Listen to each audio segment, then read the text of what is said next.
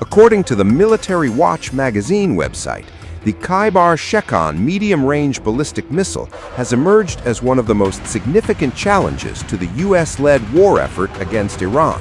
የዓለምን ጂኦፖለቲካ ያናወጡት አምስቱ የኢራን አስፈሪ የጦር መሳሪያዎች ከቴህራን ተነስቶ ዋሽንግተን ዲሲ የሚደርስ ረጅም እጅ ከድምጽ ፍጥነት በ15 እጥፍ የሚምዘገዘግና የዓለምን ዘመናዊ መከላከያዎች ዋጋ አልባ የሚያደርግ የእሳት ነበልባል። ዛሬ የምንነጋገረው ስለ ተራ የጦር መሳሪያዎች አይደለም። የምንነጋገረው ለአስርተ ዓመታት በማዕቀብ የታነቀችው ኢራን እንዴት የዓለምን ልዕለ ኃያላን እንቅልፍ የሚነሱ አምስት አስፈሪ የጦር መሳሪያዎችን እንደታጠቀች ነው። በተለይም በቅርቡ የተሞከረውና 10000 ኪሎ ሜትር የሚምዘገዘገው አህጉር አቋራጭ ሚሳኤል የአሜሪካን ደህንነት እንዴት ስጋት ላይ እንደጣለ እናያለን። ይህን ቪዲዮ ሳያዩ ስለ መካከለኛው ምስራቅ የኃይል ሚዛን አውቃለሁ እንዳይሉ። ሰላም ጤና ይስጥልኝ የቻናላችን ቤተሰቦች፣ እንኳን በደህና መጣችሁ። ዛሬ በጂኦፖለቲካው ዓለም ትልቅ መነጋገሪያ በሆነው የኢራን ወታደራዊ አቅም ላይ እናተኩራለን። የመካከለኛው ምስራቅ ወታደራዊ ሚዛን ባለፉት 10 ዓመታት ውስጥ በከፍተኛ ሁኔታ ተቀይሯል። ኢራን በከባድ የምዕራባውያን ማዕቀብ ውስጥ ሆና ሳለ የገዛ ራሷን የቴክኖሎጂ አቅም በመጠቀም የአሜሪካን ወታደራዊ የበላይነትና የእስራኤልን የደህንነት ስርዓት የሚፈታተኑ የጦር መሳሪያዎችን መገንባት ችላለች። እነዚህ መሳሪያዎች የሚፈሩት በውድመት አቅማቸው ብቻ ሳይሆን የጦርነትን ባህላዊ ህግጋት በመቀየራቸው ጭምር ነው። በተለይም እስራኤል የምትመካበትን የአየር መከላከያ ስርዓት ዋጋ አልባ ሊያደርጉ የሚችሉ ቴክኖሎጂዎችን መያዛቸው ጉዳዩን ከመደበኛ ፉክክር ባለፈ ለዋሽንግተንና ለቴል አቪቭ ትልቅ ራስ ምታት አድርጎታል። ዛሬ እነዚህን አምስት አስፈሪ መሳሪያዎች አንድ ባንድ በዝርዝር እንተነተናቸዋለን። አብራችሁን ይቆዩ። Is one missile quietly changing the balance of power in the Middle East? Not a nuclear weapon, not a stealth bomber, but a solid fuel ballistic missile. አንደኛ የኢራን አህጉር አቋራጭ ህልም ከይባር ሸካንና የ10000 ኪሎ ሜትር ስጋት ነው። ኢራን በቅርቡ ያደረገችው የሚሳኤል ሙከራ ዓለምን ያስደነገጠው ከክልላዊ ስጋትነት አልፋ ዓለም አቀፋዊ ኃያልነትን መላበሷን ስላበሰረች ነው። ቴህራን ከይባር ሸካን የሚባሉትንና ሌሎች ላቁ የሚሳኤል ቴክኖሎጂዎቿን መሰረት በማድረግ የአህጉር አቋራጭ ባሊስቲክ ሚሳኤል አቅሟን ወደ አዲስ ምዕራፍ አሸጋግራለች። በአሁኑ ወቅት በወታደራዊ ተንታኞች ዘንድ ትልቅ መነጋገሪያ የሆነው ጉዳይ ኢራን እስከ 10000 ኪሎ ሜትር ድረስ መምዘግዘግ የሚችል የሚሳኤል ቴክኖሎጂ ላይ መድረሷ ነው። ይህ ርቀት ተራ ቁጥር አይደለም። ይህ ማለት ኢራን ከእስያ ተነስታ የአውሮፓን ዋና ከተሞች አልፎ ተርፎም የአሜሪካን ምስራቃዊ ጠረፍ ዋሽንግተን ዲሲንና ኒውዮርክን ጨምሮ ውስጥ ለውስጥ ኢላማ ማድረግ የምትችልበት አቅም ላይ መቃረቧን የሚያሳይ ቀይ መብራት ነው። ይህንን ሚሳኤል እጅግ አጓጊና አስፈሪ የሚያደርገው ደግሞ በከባቢ አየር ላይ የሚያሳየው አስደናቂ ፍጥነትና ትክክለኛነት ነው። 10000 ኪሎ ሜትር የሚምዘገዘግ ሚሳኤል ከመሬት የስበት ኃይል ወጥቶ ወደ ጠፈር ከተጠጋ በኋላ በከፍተኛ ፍጥነት ወደ ምድር ሲመለስ የሚኖረው ኃይል ማንኛውንም የጸረ ሚሳኤል ጋሻ የሚበጣጥስ ነው። ኢራን ይህንን ለማሳካት የተጠቀመችው የሳተላይት መተኮሻ ቴክኖሎጂ ሲሞርግ የተሰኘው ሮኬት ለሲቪል አገልግሎት ተብሎ ቢቀርብም በውስጡ ግን አህጉር አቋራጭ የጦር መሳሪያን የመሸከም ሚስጥር እንደያዘ ይነገራል። ይህም አሜሪካንና አጋሮቿን ኢራን የኒውክሌር ቴክኖሎጂን ከዚህ ርቀት ጋር ካቀናጀች ዓለም ምን ትሆናለች በሚል ታላቅ ስጋት ውስጥ ጥሏቸዋል። የዚህ ሚሳኤል መኖር የጂኦፖለቲካ ጨዋታውን ህግ ሙሉ በሙሉ ቀይሮታል። ከዚህ ቀደም አሜሪካ ኢራንን ከሩቅ ሆኜ ቀጣታል የሚል ስሌት ነበራት። አሁን ግን ኢራን በቤቷ ቁጭ ብላ የአሜሪካን ልብ መምታት የምትችልበትን ረጅም እጅ እየፈጠረች መሆኑ ዋይት ሃውስንና ፔንታጎንን በእጅጉ አስጨንቋል።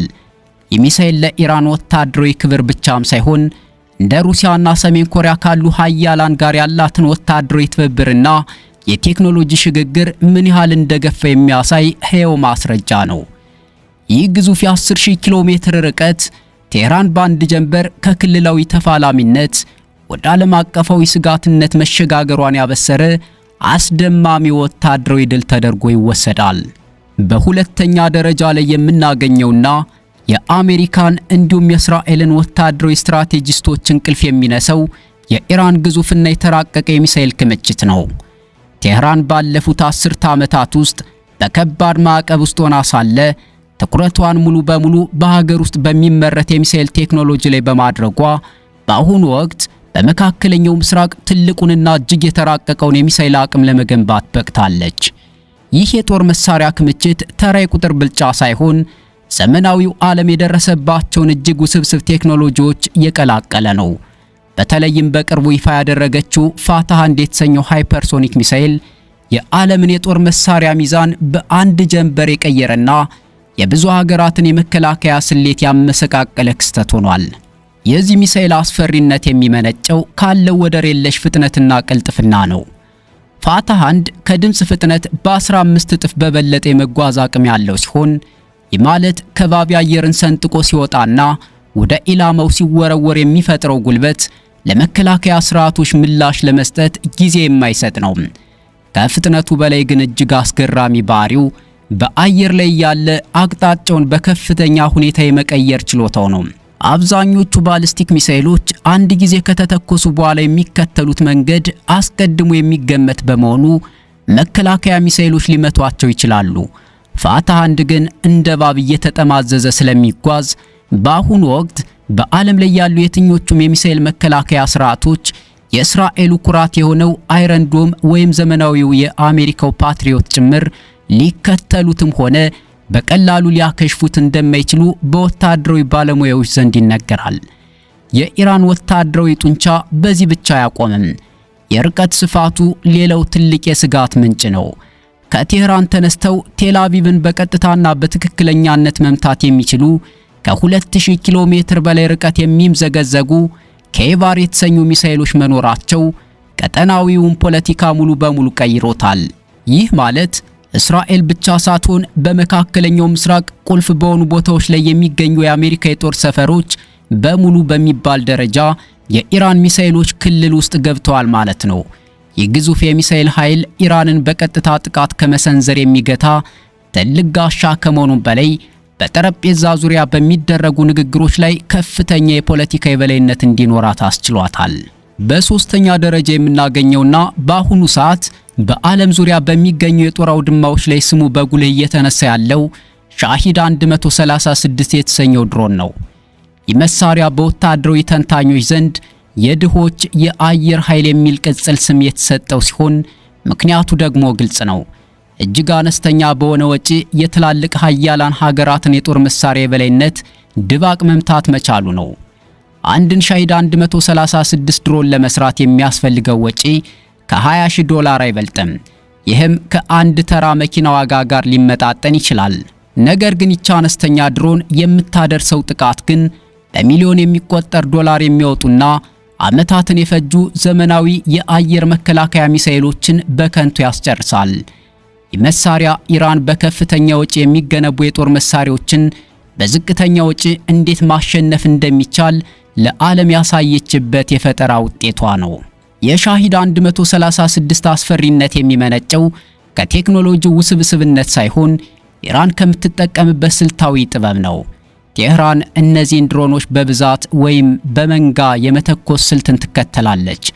በአንድ ጊዜ በደርዘን የሚቆጠሩ ድሮኖች ወደ አንድ ኢላማ ሲተኮሱ እንደ እስራኤሉ አይረን ዶም ያሉ እጅግ ዘመናዊ የመከላከያ ስርዓቶች እንኳን ግራ ይጋባሉ። መከላከያዎቹ አብዛኞቹን መምታት ቢችሉም እንኳ ድሮኖቹ በብዛታቸው ምክንያት የመከላከያ ሰንሰለቱን ጥሰው በማለፍ ስትራቴጂካዊ ቦታዎች ላይ ውድመት ያደርሳሉ። ይህ ማለት ጥቂት ድሮኖች ብቻ አልፈው ቢሄዱ እንኳን መከላከያው ያወጣውን በሚሊዮን የሚቆጠር ዶላር ከንቱ ያደርጉታል ማለት ነው። ያም ሆነ ይህ መሳሪያ ጦርነትን በቁጥርና በኢኮኖሚ ብልጫ ማሸነፍ አዲስ የጥበብ መንገድን ለኢራን አጎናጽፏታል። ሻሂድ 136 በጦር ግንባር ላይ የሚፈጥረው ስነ ልቦናዊ ጫናም ቀላል አይደለም። ምክንያቱም በዝቅተኛ ድምጽና ከፍታ እየበረረ ስለሚመጣ ለራዳሮች አስቸጋሪ ከመሆኑም በላይ አንድ ኢላማው ላይ ከደረሰ በኋላ ራሱን አፈንድቶ ስለሚጠፋ ካሚካዜ ወይም ራስን አጥፊ ድሮን ያሰኘዋል።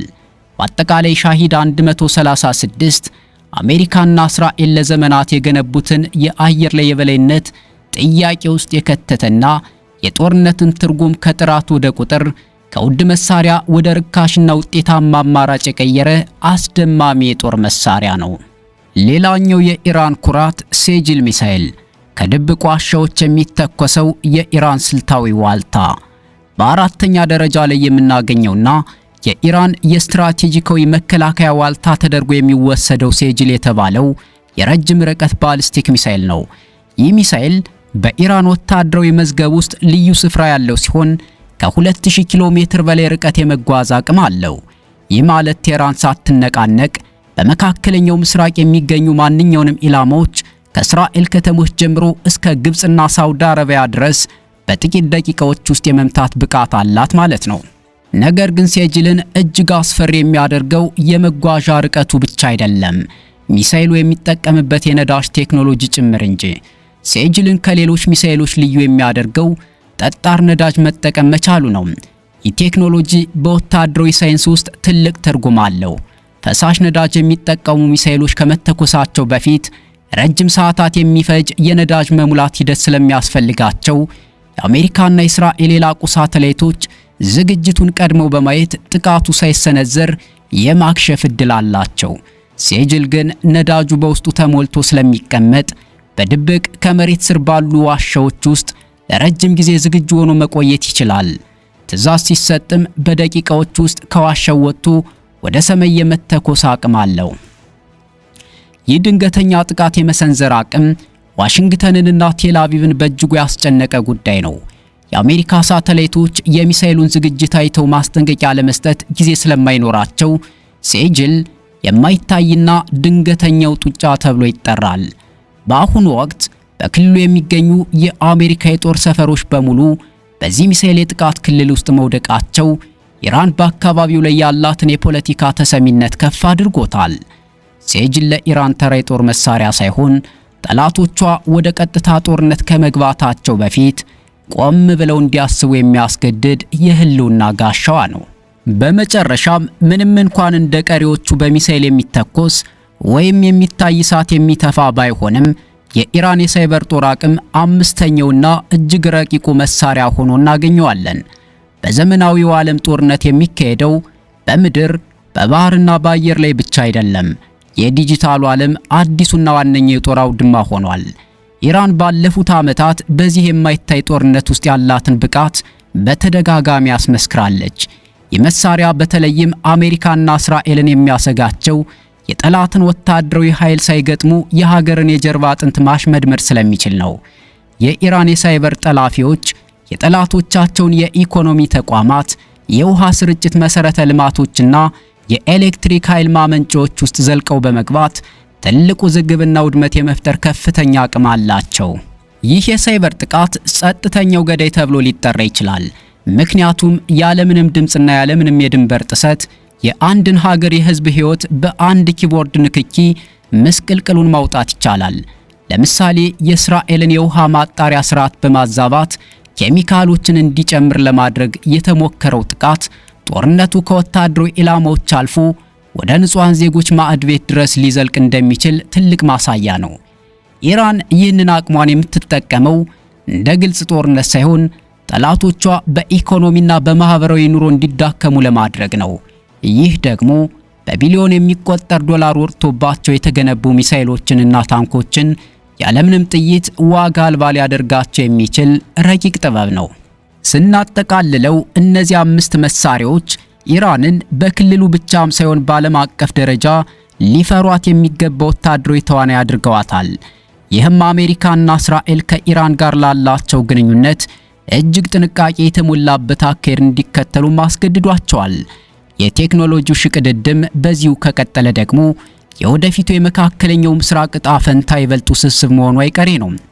እናንተስ ምን ትላላችሁ? የኢራን 10000 ኪሎ ሜትር ተወርዋሪ ሚሳኤል በእርግጥ የዓለምን ፖለቲካ ይቀይረዋል ወይስ ምዕራባውያን ሌላ መከላከያ ያዘጋጁ ይሆን? ሐሳባችሁን በኮሜንት መስጫው ላይ አጋሩን። ቪዲዮን ከወደዳችሁት ላይክ ማድረጋችሁን አትርሱ። እንዲህ አይነት ወቅታዊና ጥልቅ ወታደራዊ ትንታኔዎች እንዲደርሷችሁ ደግሞ ቻናሉን ሰብስክራይብ በማድረግ የደወል ምልክቷን ይጫኑ። አብራችሁን ስለቆያችሁ ከልብ እናመሰግናለን። በቀጣይ ቪዲዮ እስከምንገናኝ ቸር ሰንብቱ። We're complicating regional missile defense efforts.